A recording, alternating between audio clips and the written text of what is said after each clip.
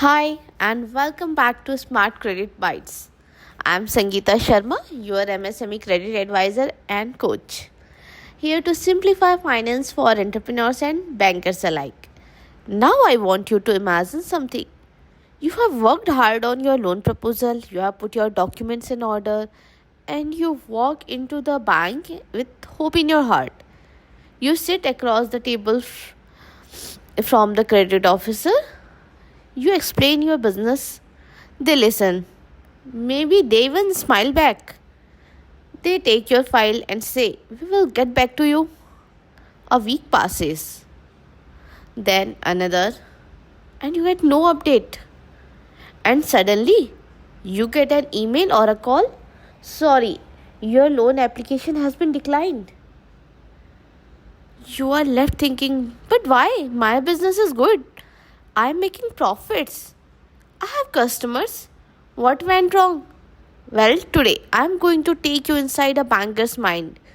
We are going behind the desk into the decision room, and I'll walk you through exactly how loan decisions are made, what matters, what doesn't, and what you can do to get it yes faster. Okay, let's start with something most people underestimate: first impression. When you walk into the bank, the loan decision doesn't start with your balance sheet. It starts with you. Yes, you. Now, this doesn't mean you have to wear an expensive suit or speak first English, but it does mean you need to show confidence, clarity, and understanding of your business. I have seen this firsthand in my 11 years of MSME lending. I remember two clients who applied in the same week. One was running a profitable manufacturing unit. But when he came in, the file was incomplete. He couldn't explain his own sales trend. And every answer started with, "My accountant will let you know." The second client had a similar but small turnover. Even collateral margin was also less. But he knew his numbers. He explained his cost structure, his market, and how he planned to use the loan. Guess what? You might be thinking, right, the first client easily might have got the loan. No, the second client got the approval. Why? Because as bankers, we don't just look at what's on paper, we look at whether in person, in front of us, what inspires us, your trust and confidence. Now, here's what most applicants don't realize. Once you leave the bank, your file enters a process. First, the basic checks. Are all the documents complete? Is the application form properly filled? Duly complete? Are KYC documents valid? Then the early flag scan starts. Your CIBIL score. Yes, any overdue account. Check return history. If something looks off here, it's often the end of the road before deep analysis even starts. Think of it like airport security. Before they check your luggage, they make sure your passport is valid. Similarly, before we check your business projections, we check your financial passport, your credit history, and compliance record, how serious you are about your financial discipline. This is where the real evaluation begins. Every banker, whether consciously or not, asks three big questions to you. First, the question comes is, can you repay them back? Yeah, that's your repayment capacity. We look at your sales, profit margins, cash flows, debt servicing ratio. If your existing loans are already eating up most of your income, new repayment might not be possible. Okay, what will be the second question that comes to the banker's mind? Will you really repay? That obvious, right? When you give your money to someone, you lend them. This is your second question, right? Can he repay? Will he repay? Right? So same goes to the banker's mind. This is about trust and track record. Have you repaid loans on time in the past?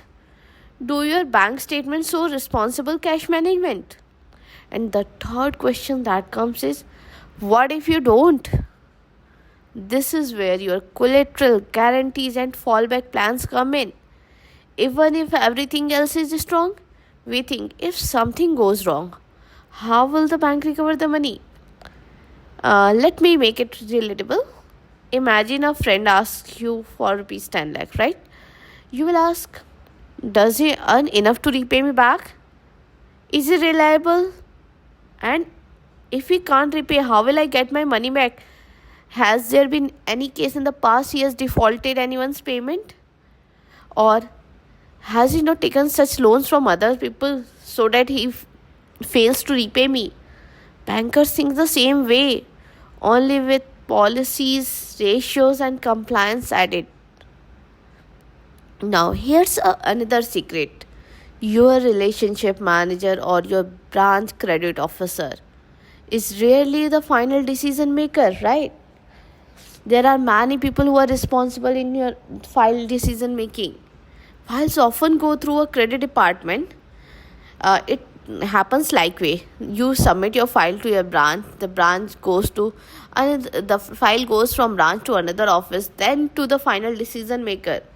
Files often go through the credit department, then to a risk team, and sometimes to a sanctioning committee. Why? Because lending is not one person risk, it's the bank risk. I remember a file that looked perfect on my desk: strong collateral, great CIBIL, consistent profits, great projection. But when it went to the higher committee, one ratio, the current ratio, was slightly below the benchmark. It raised a question. We didn't reject the file. Instead, I worked with the client to explain why the ratio looked low that year, and we submitted the additional documents. That small clarification got the sanction approved. The lesson, you are asking: be ready to explain anything unusual in your numbers. Don't leave blanks in your story. There are many things that are responsible for slight deviation while preparing your financial statement. Maybe in March something went wrong. All the year it was right. You can explain that. You can submit the proofs. Always make supported documents ready. So what you can do that make yes easier for MSME owners, I will say have complete documents ready from day one. Always review your documents every 3 months, like your licenses. Keep GSTR, ITR, and bank statement figures consistent. File them on time. Review them on time. If there is any mismatch or unusual figure, explain it before even anyone asks. So, not just your past performance, but your future plans or work orders in hand, contract you have signed, market expansion plans, anything. And now for credit officers, anticipate your sanctioning authorities' questions. Note them and be ready for with them for the next proposal. Address potential objection in your note itself. Write everything down. If you find anything that might come to the sanctioning authority, write it down. Be transparent in your notes. Communicate openly with your client about what might cause delays or rejections. In short, make it easy for the banker to say yes. Let's bust a few myths I hear all the time. Myth: if I have a collateral, my loan will be approved. But in reality, not. If your business cash flow is weak, collateral is a backup, not a replacement for repayment capacity. What is the second myth I mostly hear? Personal connections guarantees approval. No. Bank have their own policy risk parameters which are way higher than personal influence, and they are all built at corporate level, at head office level. No one can influence them because there are many audits going on each day, every day. No any personal connection can help you. Yeah, they can make your work easier. They can help you to get the things corrected. But if you say it can help you get a approval, no, that's a big no. Big turnover means easy approval. This is a very common myth. No, you cannot show a big turnover in 1 year and then again go down. That doesn't mean you can get easily approval. Bank always check past year, 3 years performance, consistent performance. Your stability, profitability matter more than your size. So here's the truth: bankers don't wake up thinking, "Who can I reject today?"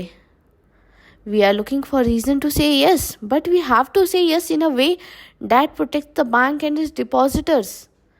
As an MSME owner, your job is to present a clear, complete, and trustworthy profile. As a credit officer, your job is to make that profile easy to understand and approve. When you know what's inside a banker's mind and the process stops feeling like a mystery and starts feeling like a partnership. If you found today's episode useful, share it with someone who is applying for a loan or works in the credit department. And if you want the written version with extra tips, visit my blog at smartcreditswithsangeeta.com. Until next time, this is Sangeeta Sharma helping you get credit smart. Thank you.